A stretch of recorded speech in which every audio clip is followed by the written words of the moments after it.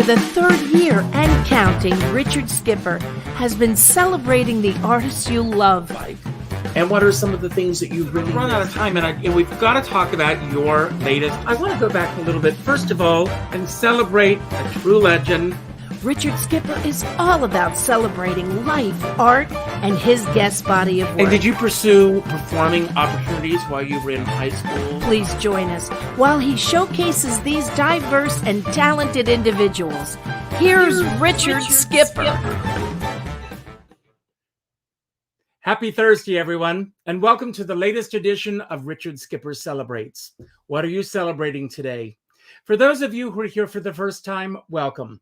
My show is all about celebrating life, celebrating art, celebrating artists, celebrating whatever we can find to celebrate. And even though this is the shortest month of the year, this is jam-packed with things to celebrate this month.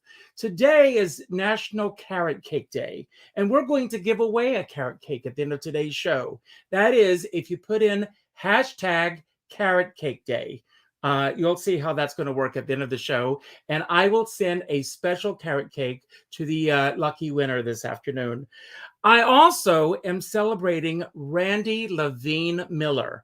Now, Randy Levine Miller is a dear friend of mine, and she's a dear friend to many people in the entertainment world, and she is always worth celebrating.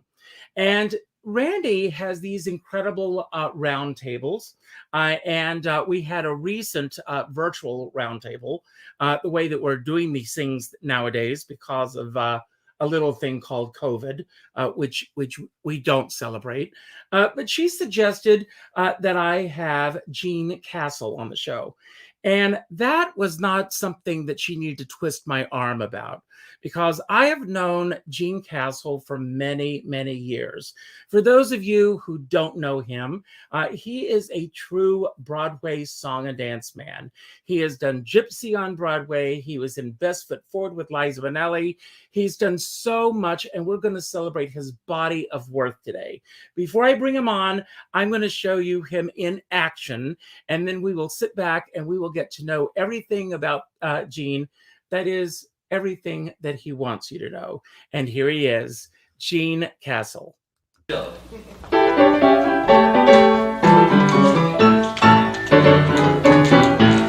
place you go, everyone's dancing mad. Every place you go, everyone's got it bad. There's a dance they do, they call it crazy feet. Take a chance and you will find it hard to beat. If you shake and you're hot, no mistake, brother, you've surely got crazy feet. If you go off your nut, then you know you've got nothing else but crazy feet. Let's go boom and you chase me around. Don't step on your shoelace, you fall. I got that rather down. You ain't heard nothing yet. Take my word, it's a kick when you get crazy feet.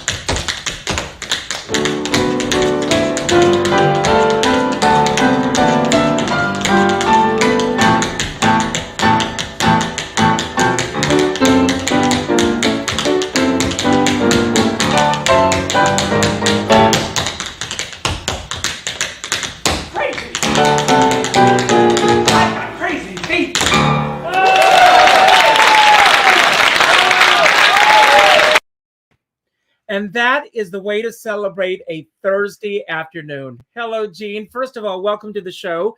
And I want to ask you, what are you celebrating today?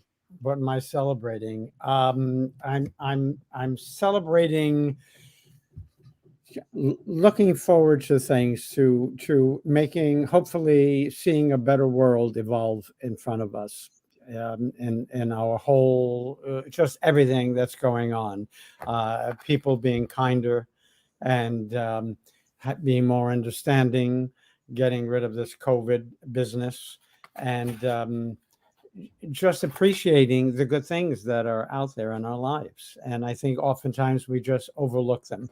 You know, we get so involved in our own things that go on, and we don't see the good in people too. And that's important. Well, I believe that each and every one of us are responsible for what we can do individually to make that happen, Yes. instead of looking at the bigger picture of what's out there. So I agree totally with you. Over the holidays, someone gave me this wonderful icebreaker game. It's called a game, but it's called Be Best. And these icebreaker questions. I haven't even looked at my icebreaker question for you today. So this is what's going to start us off today. And the first question that I'm going to ask you is, what's the most surprising self-realization that you've ever had? And I think that's a great way to start today. Oh, goodness. The most surprising self-realization. Oh my God, that's a very good question. It's a kind of a complicated question. I think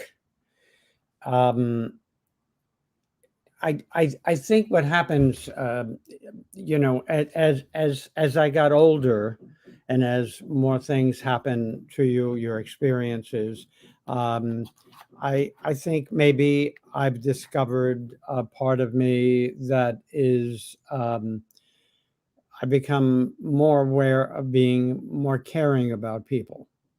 I think that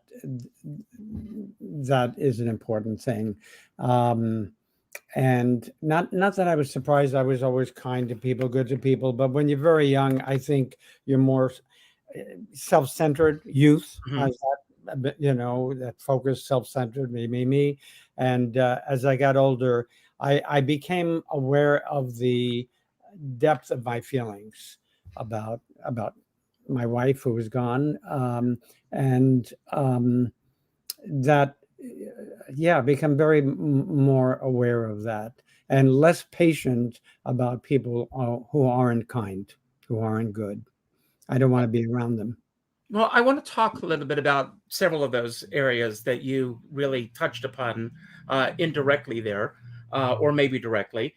You and I are both in a profession where, for the most part, people go through this profession. Not everybody, but a lot of people do go through this profession with blinders on. People go through this profession with what their place is in the business. And I think a lot of people, not everyone, but a lot of people, go through this business with where they fit in. And sometimes I feel that a lot of people are not always aware of the pain that a lot of people are going through. That, I mean, not to, you know, go down a dark hole today, but just this past week, former Miss USA committed suicide. And from the outside world, most of us would think this woman had life on a silver platter. Right. I mean, she was a Miss USA winner and everything, but she had a very troubled life. She was trolled on the internet. A lot of things are coming forward. And you also, you know, and I know this because I know how difficult this was for you. You went through a long period with your wife and her illness and everything. And of course, when you're going through this, and I don't know how you did it, first of all, because you were showing up at the Triad every night, doing what you needed to do and taking care of what you needed to do there. So your thought process was really on her and what needed to be done to take care of your wife. And I don't know exactly how long that illness took place, but going through life and everything, was this something that as you got older, there was a shift in you, or was that something that was always there as you started out in this business? I think what I became aware of is, and this is not a self-compliment in any way, but I became aware of that there's a great part of me that is a nurturer, you know. And when Jane took ill, she went through 17 months of that, of fighting that. And that whatever that was in me it just became the entire focus. And it was a difficult period. I mean, I discovered, not that I didn't know, but I discovered the depth of my feelings for her and the love, you know. And I've since told my friends, I say to people, express your love for people that you love. Tell them you love them every day, Mm-hmm. you know.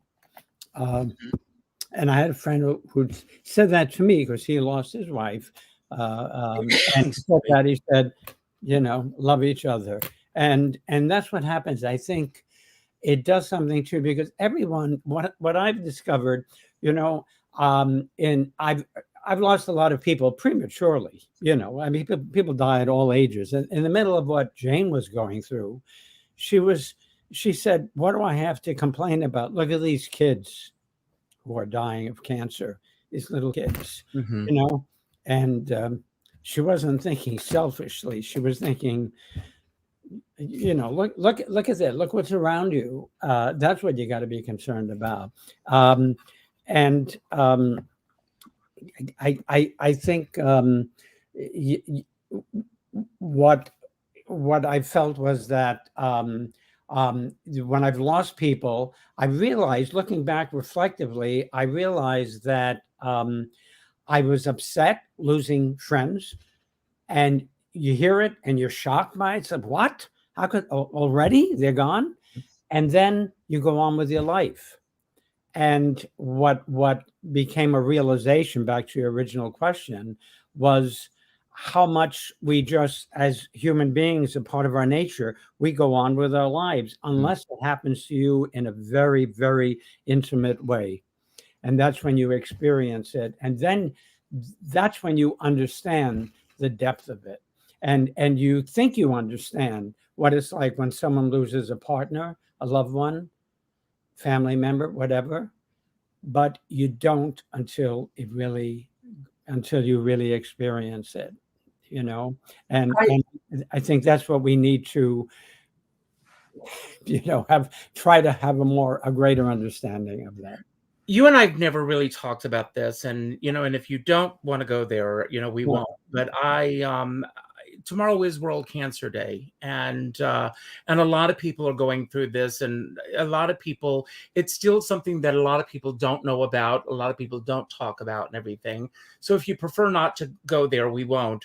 But I want to ask, if I may, when she got the diagnosis, and what that does, as far everything in life seems to be going smoothly along, and then all of a sudden you are thrown a curveball, and what that does in terms of how you begin to look at your life, and how you realize, was she given a time sentence of how long she was going to be around? Did you have any sense of how much time you had together and what that does for you psychologically?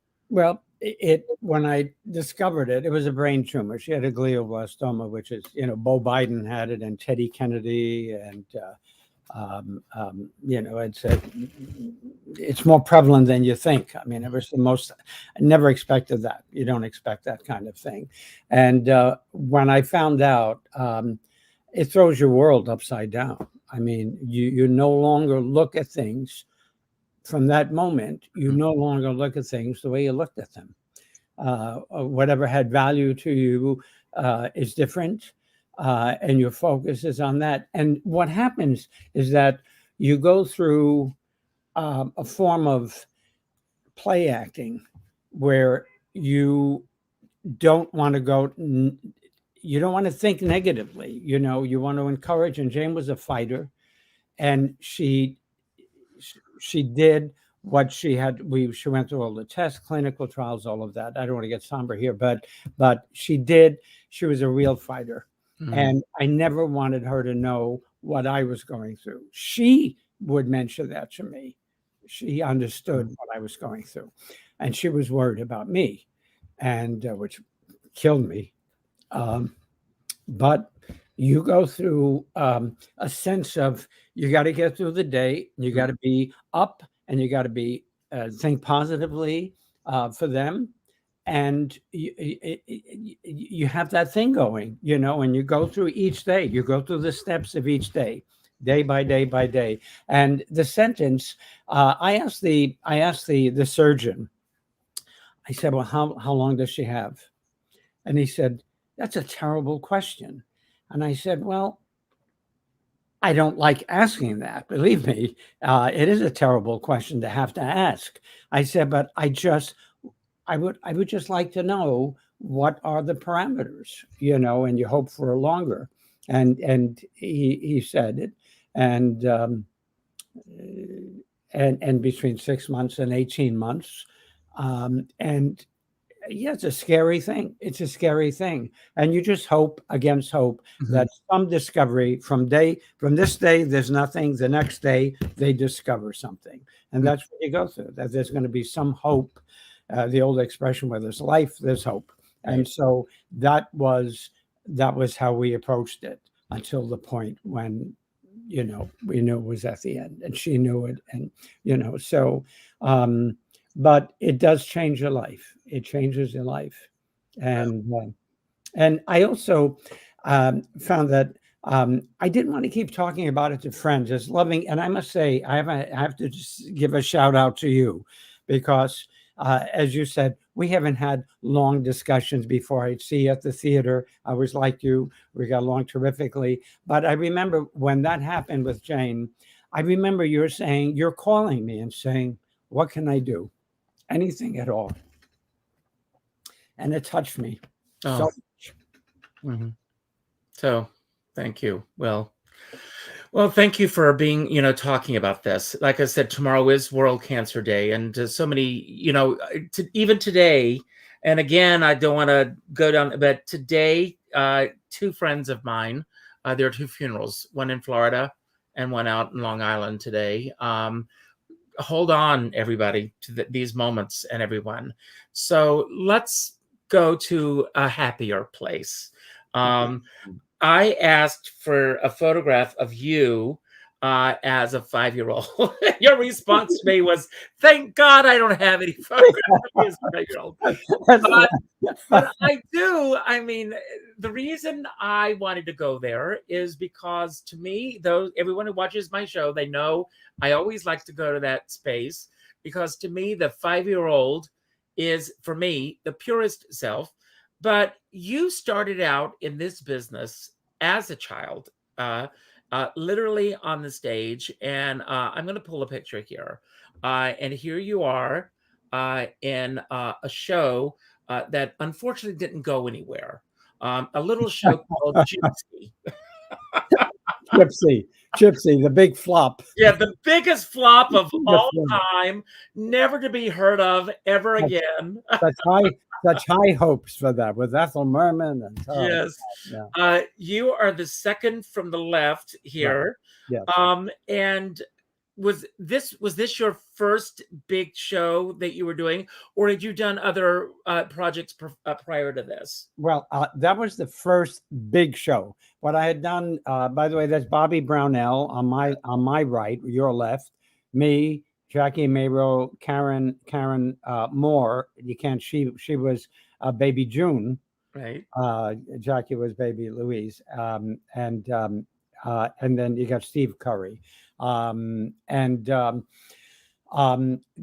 had worked, ironically, you know, I started dancing when I was 5 because my mother loved dancing. So she brought me to a local dance school called Star Time Dance Studios.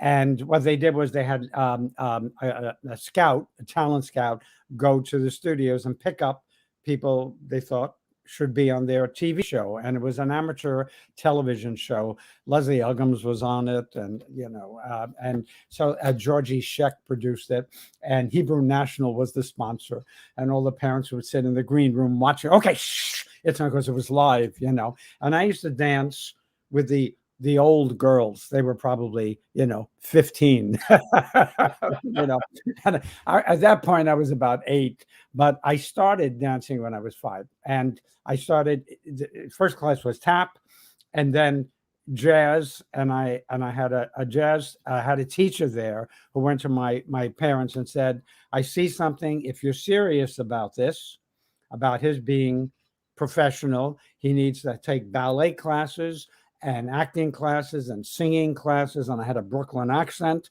them, there, and those. And she was the one who motivated and enlightened my parents about the next step, even as young as I was, And she and this is where the people are giving, and they're still out there. I don't know if it's as much. I'd like to think maybe there is. But she gave me free ballet classes, and every Saturday my father would drive me to Manhattan, and we rent a studio, and she didn't want to take any money, and she gave me a free ballet class, a private ballet class for an hour, because she wanted me to move ahead. And then the next couple of years or so, I did the Borscht circuit up in the Catskills, a little song and dance boy, and then I did an off-Broadway show that lasted one night, playing a little Russian kid as a straight actor, and then I auditioned for The Black Orchid with Sophia Loren and Anthony Quinn, which was a big movie. I mean, Carlo Ponte produced it, and I made it in New York. I mean, this for acting. This wasn't a musical, because I started professionally as an actor, believe it or not, and because that's what I love doing too. And I went to Hollywood. But I want to back up for just a moment. I want to ask a little bit. Were your parents in the business? No. Did you have brothers and sisters? No, not at all. No, my father was in the construction business. He was a foreman in construction, and my mother had a couple of businesses. She had a couple of beauty salons, and but she loved to dance. So I came back from Hollywood. I didn't get it. I had never really done anything professionally other than that one night thing, and then I got a television episode of a series. You'd probably know. Spencer Tracy starred in it. It was called New York Confidential. Yes. And I played the guest star on it, a little Italian immigrant. And then I got GYPSY. And that's so I had done a couple of professional things before that. And GYPSY was the first of Broadway shows that I did. And I was so young. I mean, my parents, Ethel Merman, Stephen Sondheim, Julie Stein, Jerome Robbins, who just did West Side Story, David Merritt. Again, no names. Yeah. John Tander was our rehearsal pianist. John Tander. He did dance arrangements, and all the kids, he was so lovely. We all loved him. And we would all gather around his piano all the time.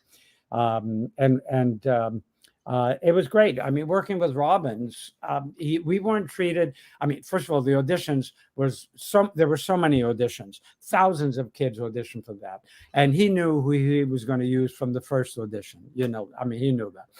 But he wanted to see how we would hold up audition after audition. In those days, you could only do 3 auditions. You can do as many as what they wanted, but today you can only do 3, where they pay you if you have to do more. They have to. So, but that was exciting. My parents never said, "Oh, you have to do this." It's something I love to do. But that show, I went into it with all the other kids. We were professional at that young age, preteen. I mean, we were very young, and they had another girl playing Baby June. Who was even younger than Jackie Mayro, who was very talented, very, very young. And Robbins didn't know if he was going to give us the farm boy dialogue, and we all wanted that because the newsboys didn't have dialogue. And he'd, try us, and then he'd listen to us and go around us behind. And it was the right thing to do to give them to the farm boys as older boys. But it was exciting. Gypsy Rose Lee was at rehearsals, and it was very exciting, very exciting. But we worked hard, but we didn't consider it work. It was fun, And Roberts never looked at us as kids. He didn't treat us as kids. We had to be professional, and that was. But I already knew that because we all had a kind of mentors who I mentioned on the round table, the Dora Wiseman, who gave us acting and managing and gave us advice, and we were serious about it. We were kids, but we were serious about what we were doing, and then you keep learning along the way.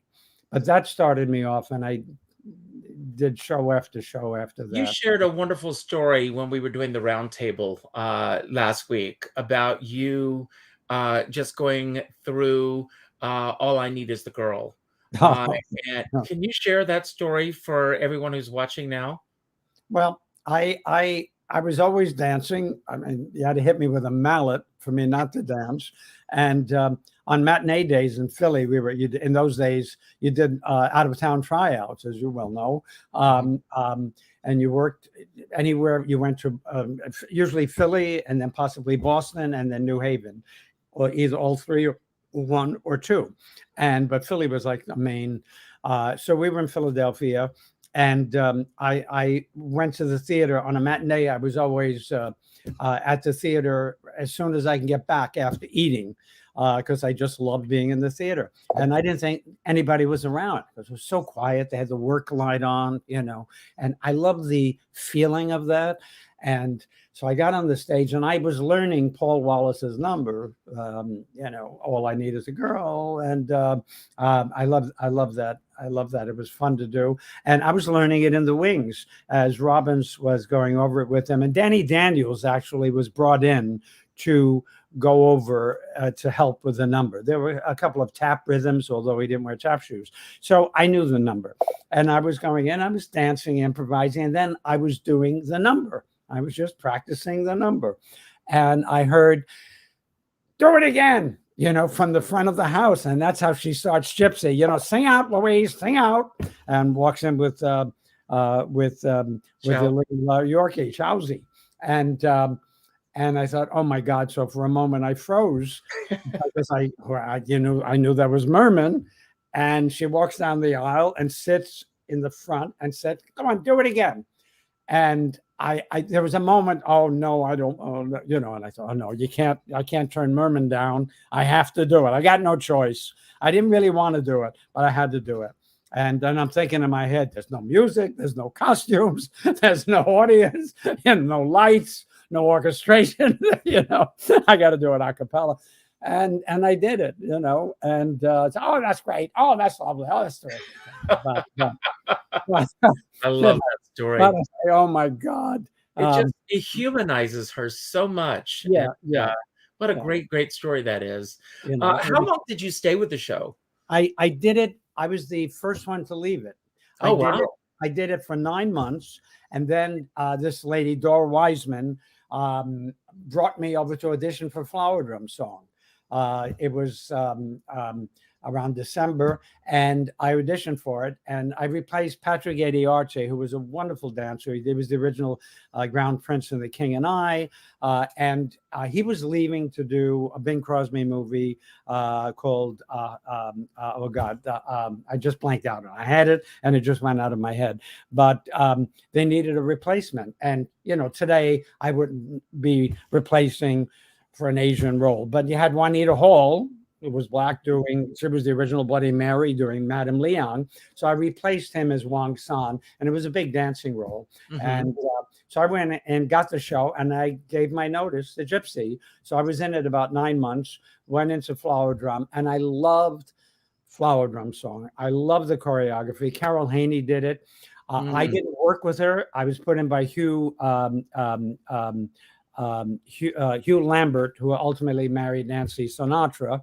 He was the dance captain, and Jimmy Hammerstein put me in. But Gene Kelly directed it. Carol Haney choreographed it because she worked with Kelly in Hollywood and actually did Singing in the Rain and the splashing. She did it. Oh, yes.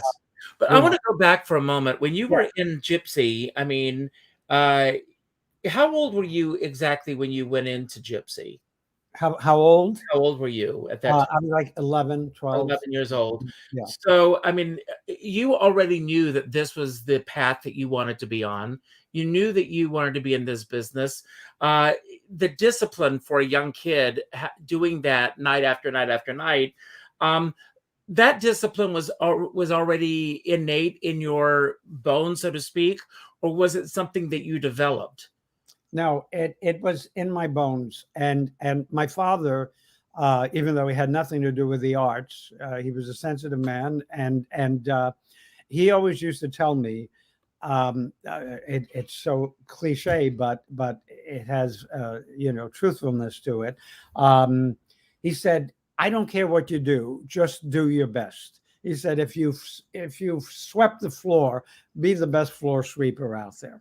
And he didn't want me to be a floor sweeper, but I understood what he said. At a very young age, he loved Fred Astaire. He said, "You got to watch Fred Astaire." So I'm watching these movies that preceded me by 30 years or so, and I loved Astaire. I loved his humor. I loved his style. He wasn't Spencer Tracy as an actor, but he was perfect for all those things that he did. And I knew all the character actors, Edward Everett Horton, and I mean, I knew the choreography. He did his own choreography with Hermes Pan, who was like 21 when he met Astaire. And I just watched all his movies, so I had that. I wanted to be Fred Astaire. He was my idol growing up. I wanted to be as good as Fred Astaire. So I had that in me.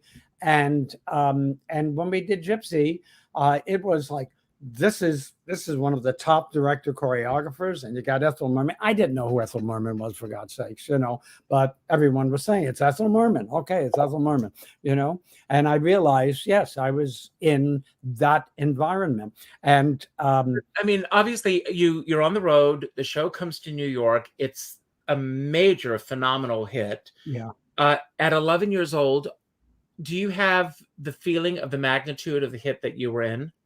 I don't know that I really did project, its place in history. Not at that time, of course. Not at that time, yeah.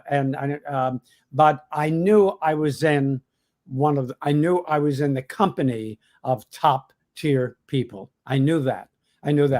Somebody came in, another newsboy, Bobby Brownell. He was 30 seconds late, and Robbins. We started with the newsboys, and numbers were thrown out, and he ran. We were just starting. 20 seconds. And Robbins looked at him and said, "The next time you're late, don't bother to get changed." And he was a half hour early from that point. He was coming in from Canarsie, buses and trains, and his mother got him there a half hour early from that point on. And, you hear that, and, you better be on time. This is show business, this is professionalism. This may seem like an odd question to ask you, but being in a show such as GYPSY that has this gravitas with it, that's such a major part of our history in theater. And I'm sure, at least I think that you probably have seen the revivals over the years. Are you able to just sit back and enjoy the revivals as their own place in history? I ask this because of all the people that when a new show comes along, there are the naysayers and everyone. What are your thoughts? Are you able to just sit back and just relax and enjoy it on its own merits? It's hard. It's hard because I have, as anybody who would be in an original, I'm open to new versions of shows. I really am, as long as they're not gratuitously hip, and catering to the moment. Right. but reflect the culture of today so they could speak to the culture, but also, to enlighten it, reflect it, and have some artistry to it and creativity to it, and not slam bang stuff and just, oh, we're going to do this because it's, I have problems with that. They didn't do that with those the revivals of the Gypsies, and wonderful people, Tyne Daly and Patty Malone, Bette Midler doing it on TV. I worked with Bette Midler a couple of times. I used to go to her house every day. I was choreographing a movie, and I would stop at her house every day and work with her. I love Bette. And I told her, I said, you should do Madame Rose. You should do that. And she loved Merman. But I had an ingrained, I'll say prejudice, because just the memory of hearing Merman's voice. And Merman wasn't a great actress. We know that, right? She wasn't a great actress. She wasn't, in terms of other stuff in movies, she's not like, but major star. The score was written for her. I know Robbins got a wonderful performance out of her. She trusted Robbins, and they got along very well, and she was able to get a performance out of her. So she was terrific in that. My God, and that final number, it's just incredible. So I have that, and watching her in There's No Business Like Show Business, and watching her in Call Me Madam, she could have done the movie, and it's a shame that is not caught on film. Yeah, it is a shame, and I agree with you. And I love Rosalind Russell. And I do too. I absolutely love her in the film, and I do love the film. I do. Yeah, I thought the film was one of the better musical recreations of original shows. They really did a very, very decent job with it. Very, very decent job with it. But I sometimes when I was watching the revivals, sometimes I felt the tempos are a little slow, or what. Well, that was West Side, but I don't know. I just there were some things that I thought, I think it was better the other way. And as I said, I don't know if it was because you just have that ingrained, favoritism towards what you started with, because you have such a big impression from it, But it's funny, Leroy Reams, who may be watching, I think he's watching, but he said to me years ago that it's like baking. Since it's National Carrot Cake Day, I'll use this analogy. He used a red velvet cake when he spoke with me, But if you're eating, if you're going to make a red velvet cake or a carrot cake, you and I both know what they taste like. But let's say that you say, I'm going to make a carrot cake, but instead of this ingredient and this ingredient and this ingredient, I'm going to replace it with this ingredient, and this ingredient. He said it damn well better tastes better than the original. Otherwise, why bother? Right. And I have seen productions of different shows over the years where the director comes in and they feel that they can improve upon the original. Right. And when they try to do that, to me, it takes away from the original intent. And even though times change, the morality changes, things that people got away with 100 years ago. But I love what TCM does with films from the 30s and 40s. There are things that you and I see that we know are cringeworthy based on how we've evolved. Right. But they open and close the films with a discussion. Why can't we do that in the theater? Mm-hmm. Do a talk back with the audience. Right. And let the audience weigh in on these things. Right. But present it as it was written and let the audience make those decisions. Right. I agree with you. Yeah, that's what I would love to see. Yeah. But was there ever a period when you went directly from that into Flower Drum Song? Yeah. Yeah. Were you going from show to show to show? Yeah. I never saw. Yeah. I was very lucky. I mean, luck is part of it too. The opportunity. I mean, I'll call it opportunity, which is another way of saying luck, but opportunity. I started very young, so I wasn't worried about, oh, I got to pay my rent and food, and I was living with my family in Queens, So I went from I did like 7, including ones that closed out of town. Even they had a theater, but they closed out of town. They were a Broadway show, but they said, no, we're not going to bring it to New York. I did like 7 Broadway shows, off-Broadway shows, television specials, episodic TV, all by the time I was 21. Wow. So I literally never stopped working. I went from gypsy to flower drum, and I did flower drum. I did the last 4 months on Broadway, and that choreo, people tend to remember me with George M. and Popularity. That was my big number, and I had a part in it, all of that, and that was I loved doing that. But I had Carol Haney's choreography with flower drum. There was something joyful about it, and I just loved it. I did the last 4 months on Broadway and had the original cast. Miyoshi Yomeki was the only one who had left by that time, but Pat Suzuki, Key Luke, never missed one day from the day of rehearsal to when I joined the show to 4 months when we closed in the beginning of May in New York, and then opened in Detroit, and we did a 17-month tour, and he never missed one. Key Luke, you know Key Luke. Oh, of course, absolutely. If you don't know, he was he did the Charlie Chan series, and he did movies, and he was in Woody Allen movies. I mean, he did a lot of stuff. Major character actor. Major character, and a very talented man, and a wonderful artist, a graphic artist.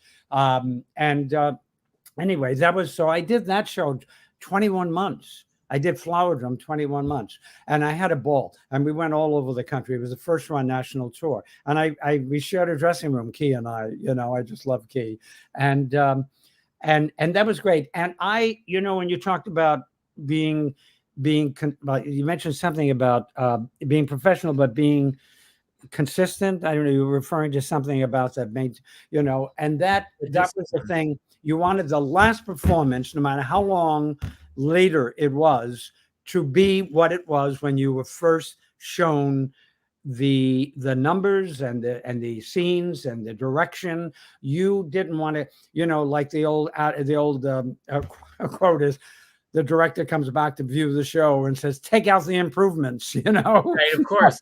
Kill the improvements. That's not what I directed, I want to ask, out of all the shows that you did on the road that did not make it to New York. Well, Flower Drum was the only show I really went on a national tour with. The others were just pre-Broadway and then Broadway runs. And they were all like the ones that ran a year, at least, So I didn't like to do, that was the only tour. I came back 2 days after finishing Flower Drum.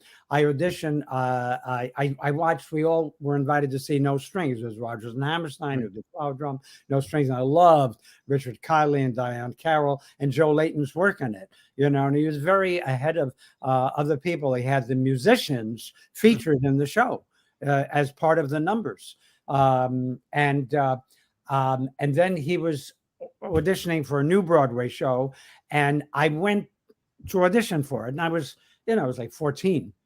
And it was, he offered me, he said, you're too young for this. He said, but I want to give you Alan, what's his name? A choreographer. Just, he did all of Mel Brooks's movies, Alan Johnson's, and he was featured in the show very much. And I loved what he did in it, and I loved the choreography. And Joe said, I want to give you that featured role to do and go on the road. And I said, Joe, I just did a 17-month tour, and I need to get back to school. I can't go on the road anymore. That's it. So that was the last tour that I actually did. I was just doing new shows in New York. Well, I want to talk about another chapter in your life, and that's your teaching work that you're doing. And how long have you been teaching, by the way? Well, I started way later, after I left Broadway. I mean, I went to LA with Jane when we were in our 20s, and I've been teaching for over 30 years, Wow. easily. And I did that all between, at that point, I was directing and choreographing things. That's when I moved over to doing that. And I did that for very But long. I want to ask you, looking through the lens of where you've been and where you are and what Yeah. you see coming up down the pike, as my grandmother used to say, Right. you see new kids coming along. What are things that really excites you about what you see in this next generation of kids that are coming along?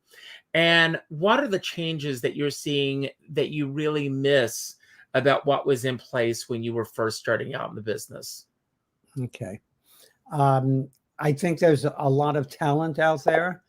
And I think there's a lot of opportunity out there, maybe more than there was before in terms of the other media, not Broadway, but in terms of other media. You got all these, you got Netflix on Amazon and Hulu, and you got all these other things, the social media. So I think that opportunity is in place. What I'm missing, and it'd be interesting, you know, if I were just starting now, that would be the norm. So you wouldn't be comparing it to anything before. Right. That's what you would deal with. You would figure out the best way to deal with all of that. You'd be very savvy, or hopefully you would try to be savvy in how to deal with it. But I miss a lot of the one-on-ones that you experienced in those days. The casting directors had a relationship with the agents. They talked on the phone. They heard an inflection on the voice. They weren't dropouts. You know, can you hear me? Did you hello? You know, they talked to them. They had lunch with them, and they built a trust between the casting directors and the agents. So if they had good people and they were introducing a new person, that casting director would say, okay, you've given me some good people. Let's squeeze them in at you know, between 12:01 and 12:02, whatever. That the process also of putting in the time and the work and not expecting overnight success, because you put on a video on Facebook of you singing and dancing in your living room, or TikTok, and expecting that to, you know, put you in stardom territory. There's a lot of that going on, and I and everyone I grew up with, we knew you put in your time. You didn't expect overnight success. You know, it was almost an obnoxious thing to think. You had to put in your time in order to deserve it. That's how we. Speaking of someone who put in her time, here's someone who put in her time. And again, I mean, you did a show with her, and then we never heard of her again. And here she is. Yeah, never heard of her. Liza Minnelli, I think. Something like that. Liza Minnelli. Left foot backwards, or yeah, Liza Minnelli. No, Liza Minnelli, best foot Right. forward. Here you are. Yeah. This is you standing right next to her, but she's standing between you and Ed Sullivan, Right. not Shoddy, of course. No. So before, I mean, and then we're going to move on in a moment, but tell us a little bit about the experience of working on with Liza. All right. So Liza, in her career. yeah, Liza, best foot forward. I did when I came back from Flower Drum. I went to professional children's school. I was on the correspondence and had private tutors at Rogers and Hammerstein supplied. So I came back, and then it was time to actually physically be at professional children's school.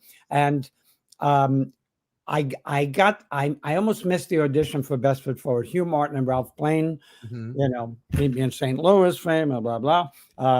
That was their music. This was a revival from a show that was done in 1946. Danny Daniels directed and choreographed it. He was in the original production, and Buster Davis was one of the producers. He was the Bell Telephone Hour music director, wonderful talent.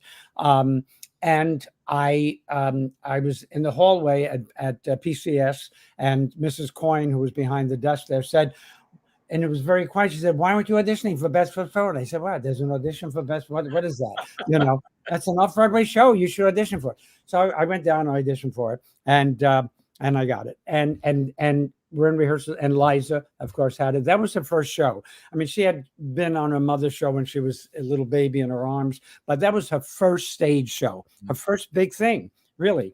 And she was a delight. She had long hair. Liza, I looked at as a natural talent, and she could, like her mom, I mean, she could move well, dance well, forget about the singing. Judy was a wonderful actress, you know, she was terrific. And Liza was too. And she was just a warm, natural person. And we all got along. I was the dance captain too. I was very young, but I was the dance captain. And in that show, Paula Wayne, who went on to play opposite Sammy Davis in Golden Boy, Yes. was in it. And the replacements in it became famous. Christopher Walken, whose name was Ronnie Walken at the time, he was in that, and his brother Glenn. And they were the true kind of there were guys, the three guys who invite the movie star, and Ed Gaines was the third one. Yes. You know, Edmund Gaines, one of my closest friends, and then I played Danny's role that he played originally, Goofy Clark, and then there were a couple of others. So there were, and Kay Cole, who was in Chorus Line, you know, Kay, and she was in it, and then had a lot of people who came in. Veronica Lake came in as a replacement, and Hugh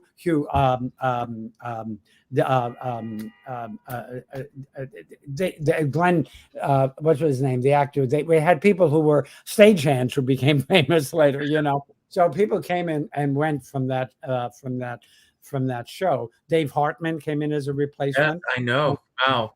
Yeah. So you have all this.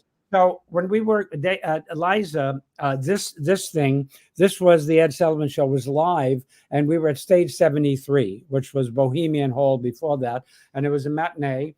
And they said, "Okay, you're going to guest on Ed Sullivan." So we finished the performance, the matinee. They rushed us into a waiting limousine, and we, you know, zoomed over to the Ed Sullivan Theater, and now we're in the wings, and it's live. And right before us, as was typical of Ed Sullivan, with a variety of acts and everybody, famous actors, he had an elephant act before us.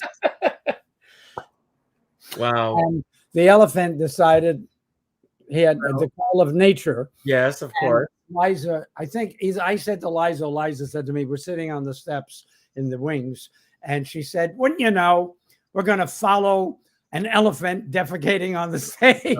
Well, I'll show you. I'll share a very quick story, and then I've got some random questions I'm going to ask. But you know, it's funny. Mitzi Gaynor shares the story that when she was booked to do the Ed Sullivan show, she was on the same night that the Beatles were making their American debut. Do you know the story? No, So she said that when her agent called and said, "You're going to be doing the Ed Sullivan show," she said, "Who else is on the show?" And he said, "The Beatles." And she said, "That's great. No one's ever heard of them." So she said she was in her dressing room, and all of a sudden she felt like this eruption go on. Yes. Oh, yeah. And she thought that there was an earthquake or something going on. And then she comes running out of the dressing room. And she said, to this day, nobody remembers that she was on that show. Of course. But what a milestone. I love the fact that you've been on this show today. You got to come back because there's so many more stories. But I always end my show with my homage to James Lipton inside the Actors Studio.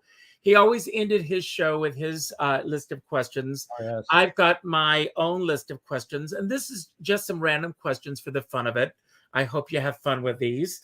And the first question is, what is the most beautiful sound that you have ever heard? Oh God, there's so many. I'll say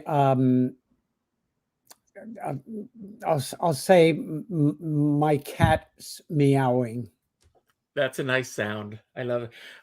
I love the sound of my cat purring. That loud purr is Yes, one of my yes, favorite sounds of yes. bird. Um, who had the strongest set of values of anyone that you ever encountered in this business? Oh God, these are difficult questions because it's like asking what's your favorite film. Yes. Somebody, you know, um, the greatest set of values. I I ran into a lot of people. I have no, there's no one person that I can think about. I'm sorry to say. Oh, that's good to know. I'm glad to hear you say that. Yeah. I just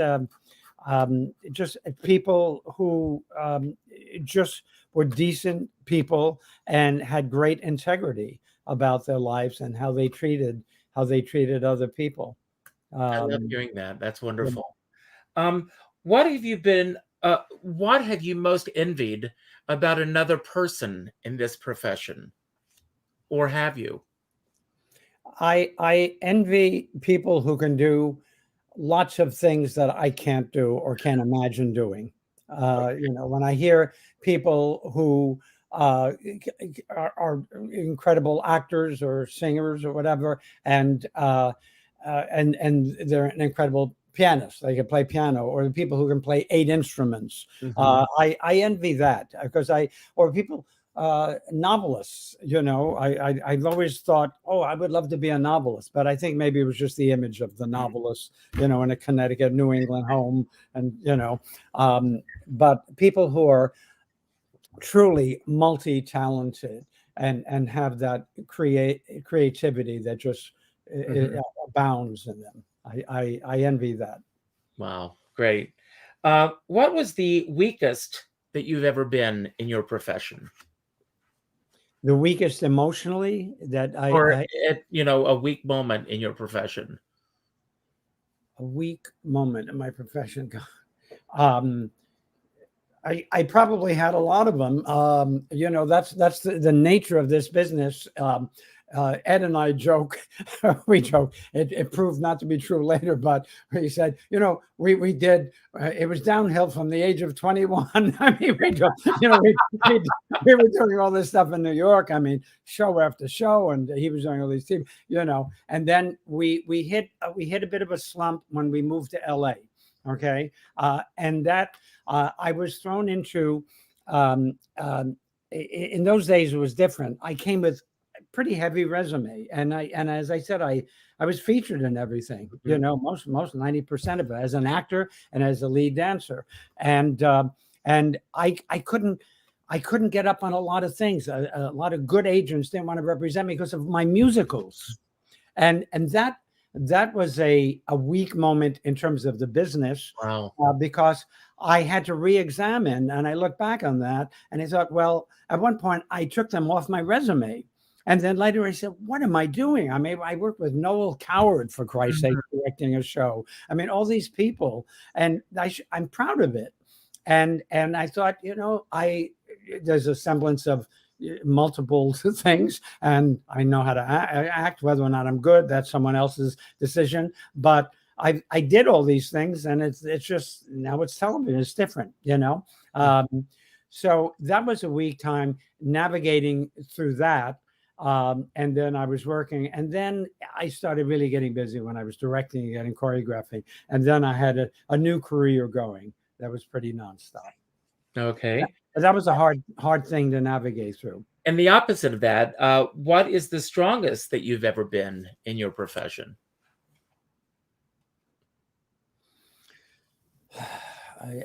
I kind of dichotomized that a bit too. The Broadway time I felt was and I didn't look at it as such per se. I just did it. I was just something that we did. But that period in New York doing shows was a feeling of, I guess we all felt, that we felt good about that, being able to work that much. And then I I think when I was directing and choreographing all those productions, because I did them for a long time, that was a good feeling, because I loved being on the other end and seeing the whole picture and putting every element of the show together. So those were a positive feeling. Okay. When have you been the most motivated in your career? The most motivated. I think I got excited just about every time I started a new job, to be honest with you. I never wanted to go into something think, oh, let me just pay the rent with this. You know, I will not deny that there were a couple of those that I didn't care about. Not that I was ashamed, but it was like, I don't care if this is on my resume or not. You know, they paid me well. I did it. I think everybody has gone through that. But every time I started a new show, either both as a performer before or after on the other end, I looked at it as that is what I was doing, and it was in my head all the time, you know, fermenting and that was like, okay, this is at the moment my favorite thing, you know, and just hoping that you do a good job with it. You know, you can't be haughty about anything, you know. No, I agree. You can't be haughty. Do you do things now or later? Do I do things? You mean, do I procrastinate? Right. That's a good way of asking. I like the way the way you kind of went into that sideways. You know, do you do things? Because do sounds productive, but procrastination doesn't sound productive. There's a part of me that is a procrastinator, but not so much for work. In fact, not for work. When I had a production to do, when it was on me to get it done, rather than me as a performer, I mean, that people to be there at this time and do this and that. But on the other end, when it was up to me to create shows and have it done, I was never late with the show. I never was behind. It was always done when it needed to be done. So that was just something inside me that's, oh, you got to do it. That's it. You're doing this is what you got to do.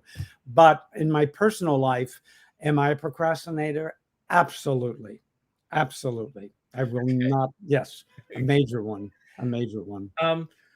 And I asked you earlier, and maybe you've already answered this question. I asked about the profession, but among your friends, who, and maybe you're not able to answer this question either. So, I may throw this question out.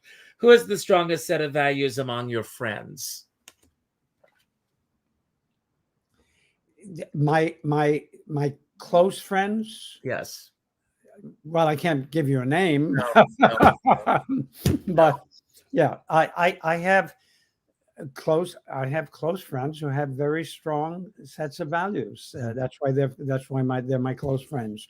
Because if they didn't, I wouldn't want to be, you know, it would be, they would be a little bit more distance.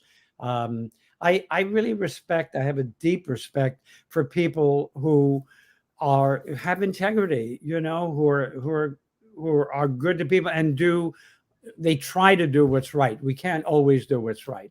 In hindsight, sometimes, you know, you make decisions, but I think it's important to know right from wrong. And there is a right from wrong. There really is. Now that changes over decades and, you know, through centuries, of course. But this is the right thing to do. And later said, oh my God, that's horrendous. You know, when Fred Astaire did blackface and Bojangles of Harlem, which is my favorite of his numbers, he was playing an homage, to Bojangles, you know, but God, he would never do that today. I'm horrified by it. Right. But it's so, but there is right and wrong. And I love people who make decisions that maybe wouldn't advance them by making that decision, but they feel that they're uncomfortable going down that path and won't do it. And we need a lot more people like that. Absolutely. And my last question, do you start each week with a plan? No, I don't. I used to, and not to end on this particular note. I think since I lost Jane, I do day by day, Mhm. and that's how I've lived the past 3 years. I do day by day, and I look. I've come to look to the future a bit, and make, I have plans of things that I want to do, but basically, I go through day by day. That's how I do it now. But before, yeah, I had longer term plans. Well, I'm glad you said yes to me to being here today. So don't Oh, go anywhere for a moment. I want to thank everybody who showed up today. mm, I know that I can speak for Gene when I say this. In our profession, in any profession, when you show up, we don't take it lightly. So thank you for showing up today. If this is your first time here, I hope it will not be your last. Please subscribe to Richard Skipper Celebrates. Leave a comment on this show. Let me know what you thought about the show. Share this with your friends. Tell other people. My goal with this show is to celebrate artists such as Gene and their body of worth. So please check Gene out. Tell your friends. And there's something else that I want you all to do. And I'm going to put this on the bottom of your screen here. I'm going to pull this up.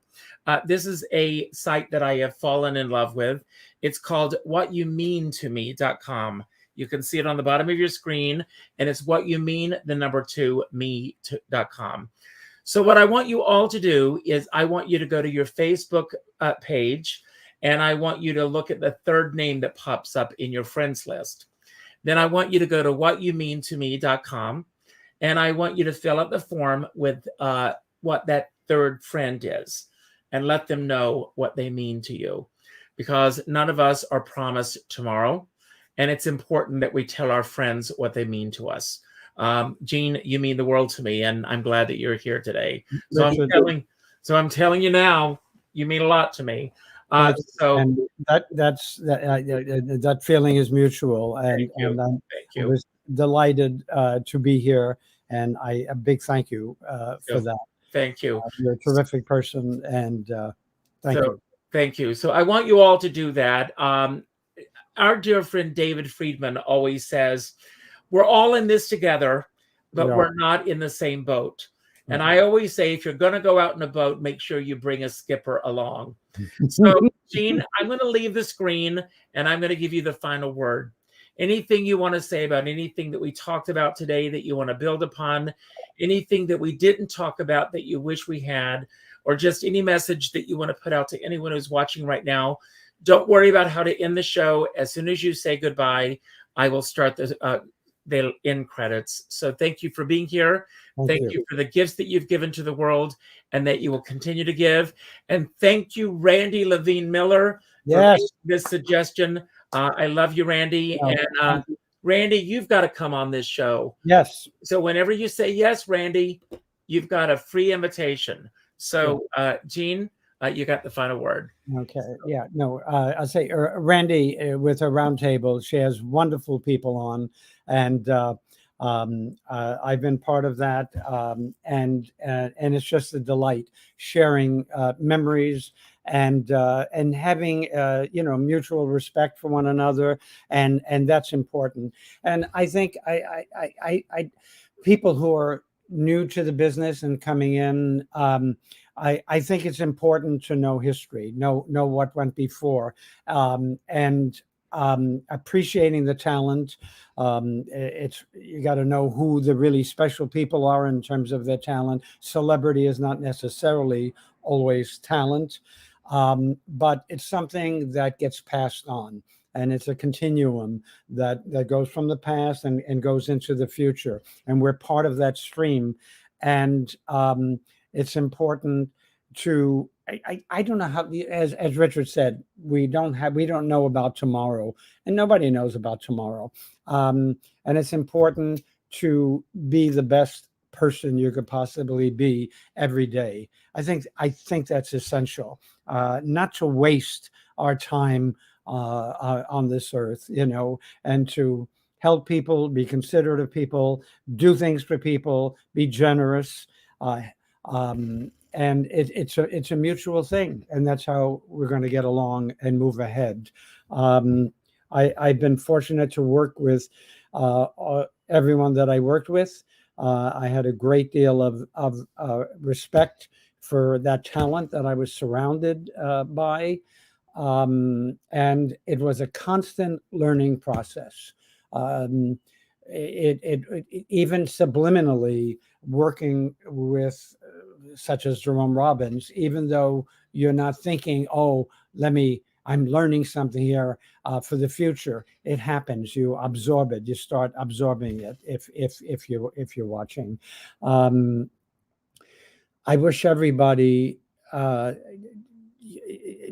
happy life. We're going through tough times right now, and we have to find joy. There's joy in it.